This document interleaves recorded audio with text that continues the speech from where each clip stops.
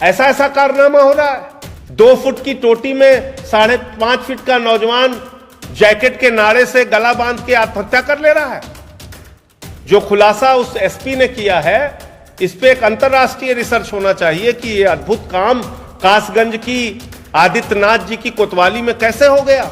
इस पूरे मसले पर अल्ताफ के परिवार को 1 करोड़ का मुआवजा, नौकरी दी जाए और इस पूरे मामले की सीबीआई से जांच कराई जाए। कासगंज का जो मामला सामने आया है वो अपने आप में बताता है कि उत्तर प्रदेश की आदित्यनाथ जी की सरकार ठोको नीति पर चल रही है, जिसका खुलासा किसी और ने नहीं, स्वयं हमारे मुख्यमंत्री ने किया और उन्होंने कहा उत्तर प्रदेश में ठोको नीति चलेगी। और आदित्यनाथ जी की ठोको नीति के कारण पहले 12वीं में पढ़ने वाला बच्चा प्रभात मिश्रा, जिसके विरुद्ध एक भी एफआईआर दर्ज नहीं था, उसको ठोक दिया जाता है, मार दिया जाता है। महोबा का व्यापारी इंद्रकांत त्रिपाठी गिड़गिड़ा के मुख्यमंत्री से प्रार्थना करता है, मुख्यमंत्री जी मुझे बचा लीजिए वरना एसएसपी मार देगा। एसएसपी पाटीदार उसकी हत्या करा देता है। एसएसपी फरार है, आज तक कार्रवाई नहीं हुई। एसएसपी ठोको नीति के तहत इंद्रकांत त्रिपाठी को ठोक देता है। होटल में मनीष गुप्ता गोरखपुर में, मुख्यमंत्री के गृह जनपद में, पुलिस वाले पीट पीट के मार देते हैं। आगरा का अरुण वाल्मीकि पीट पीट के मार दिया जाता है। और अब अल्ताफ कासगंज की कोतवाली थाने के अंदर पीट पीट के मार दिया गया। और जो वहां के आईपीएस सुपरिंटेंडेंट ऑफ पुलिस, वहां के पुलिस अधीक्षक महोदय का जो बयान है, उसको सुनकर आपको हंसी भी आएगी, दुख भी होगा।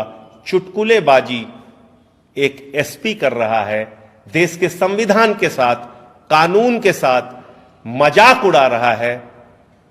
और मैं बार बार कहता हूं, फिर दोहरा रहा हूं, यह देश किसी मोदी और योगी के फरमान से नहीं चलेगा। यह देश चलेगा तो बाबा साहब के संविधान से चलेगा। यह अल्ताफ की हत्या नहीं की गई है, कानून की हत्या की गई है, संविधान की हत्या की गई है। एसपी की दलील क्या है? थाने के अंदर जो बाथरूम है उसमें 2 फीट की टोटी, 2 फीट की ऊंचाई पे एक टोटी लगी है। उस टोटी में जैकेट के नारे से गले को बांधकर 5.5 फीट के नौजवान ने आत्महत्या कर ली। इस पे अंतर्राष्ट्रीय रिसर्च होना चाहिए।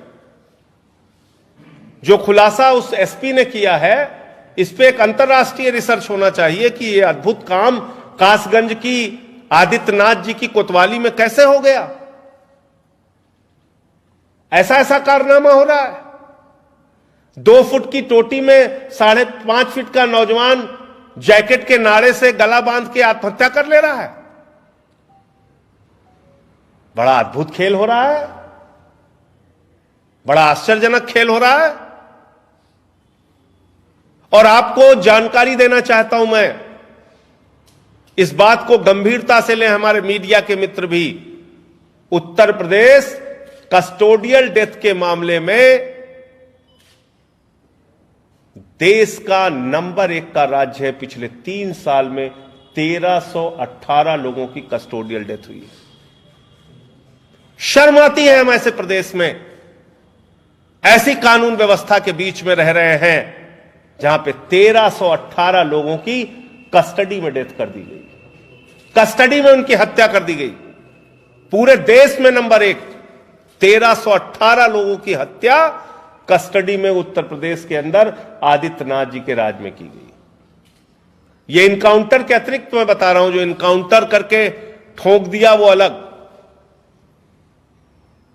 तो आज पूरा प्रदेश और देश आदित्यनाथ जी से सवाल पूछ रहा है कि आप तो कानून व्यवस्था बनाने के लिए आए थे, लेकिन आपकी खाकी वर्दी खुद से कानून की धज्जियां उड़ा रही है, कानून को रौंद रही है और स्वयं हत्याएं कर रही है, इस पर क्या कार्रवाई होगी? जब तक एसपी पे कार्रवाई नहीं होती, बड़े अधिकारियों पे कार्रवाई नहीं होती, तब तक इन छोटे अधिकारियों पर कार्रवाई करके खाना पूर्ति आप करते रहेंगे। वो लोग कानून का मजाक उड़ाते रहेंगे। इस पूरे मसले पर अल्ताफ के परिवार को 1 करोड़ का मुआवजा, नौकरी दी जाए और इस पूरे मामले की सीबीआई से जांच कराई जाए, ऐसी आम आदमी पार्टी की मांग है।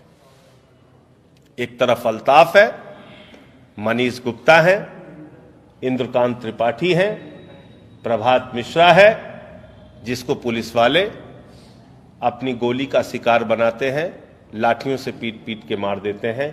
अरुण वाल्मीकि हैं, लाठियों से पीट पीट के मार देते हैं। और दूसरी तरफ उत्तर प्रदेश में मंत्री का बेटा है, जो मंत्री की गाड़ी से किसानों को कुचल कर कीड़े मकोड़ों की तरह मार देता है। उसको पूरी सरकार आदित्यनाथ जी की बचाने में लगी हुई है। तो आदित्यनाथ सरकार का एक ही नारा है कि ये सरकार हत्यारों के साथ खड़ी होगी, ये सरकार गुंडे और अपराधियों के साथ खड़ी होगी, वो चाहे मंत्री का बेटा हो, चाहे पुलिस का अधिकारी हो। तो ये बात भी आपसे करनी थी। आप लोगों के कोई सवाल हो तो आप पूछ सकते हैं।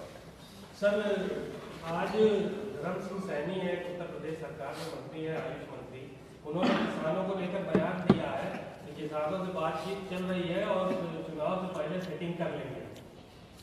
देखिए, सेटिंग करने में तो ये लोग बहुत तेज हैं, तो लेकिन सेटिंग क्या चल रही है? क्योंकि एक देश के करोड़ों किसानों का मामला है, इसमें गुपचुप कोई समझौता अगर कोई किसान नेता करेगा तो निश्चित रूप से वो भी सवालों के घेरे में आएगा। धर्म सिंह सैनी का जो खुलासा है वो इस प्रकार का है कि जैसे किसान नेताओं से उनकी अंदर खाने कोई बातचीत चल रही है, किसान नेताओं से उनकी कोई गुपचुप बातचीत चल रही है भारतीय जनता पार्टी की लीडरशिप की। ऐसा मेरा नहीं, धर्म सिंह सैनी जो बीजेपी के मंत्री हैं उनका दावा है। इसकी कितनी सच्चाई है, इसके बारे में किसान नेताओं को आकर स्पष्टता के साथ अपनी बात सामने रखनी चाहिए, वरना यह भारतीय जनता पार्टी है, यह अंग्रेजों की नीति पर चलने वाली पार्टी है, बांटो और राज करो की नीति पर चलने वाली पार्टी है। यह किसानों के बीच में भी मतभेद पैदा कर देगी, क्योंकि जो धर्म सिंह सैनी का बयान है वो इस प्रकार का बयान है कि जैसे किसान नेताओं से भारतीय जनता पार्टी की अंदर खाने गुपचुप कोई बातचीत चल रही है और वो डील हो रही है, डील करके इस मसले का समाधान किया जाएगा मनमाने ढंग से, ऐसा उनका संकेत है। तो इसमें निश्चित रूप से जो किसान नेता हैं उनको आके अपना मत सामने रखना चाहिए, वरना देश के करोड़ों किसानों के बीच में एक गलतफहमी पैदा होगी और भारतीय जनता पार्टी इस गलतफहमी को बढ़ावा देने में अपनी पूरी भूमिका निभाएगी, क्योंकि उसकी शुरुआत धर्म सिंह सैनी के बयान से हो गई है। खबरों में बने रहने के लिए फोरम 4 को सब्सक्राइब करें और नोटिफिकेशन पाने के लिए बेल आइकन दबाएं।